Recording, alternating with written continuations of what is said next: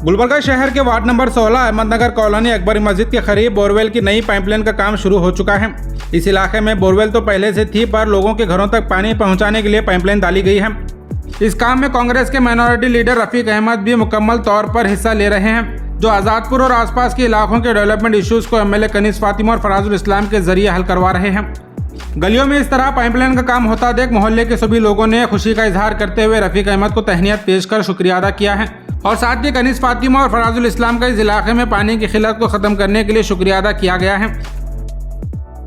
हमारे एरिया में ward number 16 में मस्जिद अकबर हुसैनी डिसाइड वहाँ पर पानी का बहुत प्रॉब्लम था, तो यहाँ पर जो है हमारे एमएलए कनीज फातिमा मैडम और हमारे फराजुल इस्लाम साहब, उन्होंने यहाँ पर रफ़ीक भाई को भेजकर पूरा सर्वे कराकर यहाँ पर पूरा काम कराए और पूरा आज काम मुकम्मल हो गया।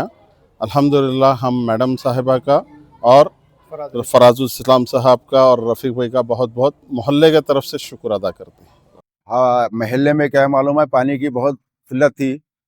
इस वजह से पूरे महल्ले के लोग बहुत सारे परेशान थे पानी की वजह से, और हमारे रफ़ीक भाई से महल्ले के सारे लोग मुलाकात करके और मैडम कनीज फातिमा साहिबा और फराजुल इस्लाम साहब से मुलाकात किए और वहाँ पर जाने के बाद जल्द से जल्द क्या मालूम है काम करने के लिए हमारे को वादा करे थे, और आज इंशाअल्लाह काम तकमील हो गया।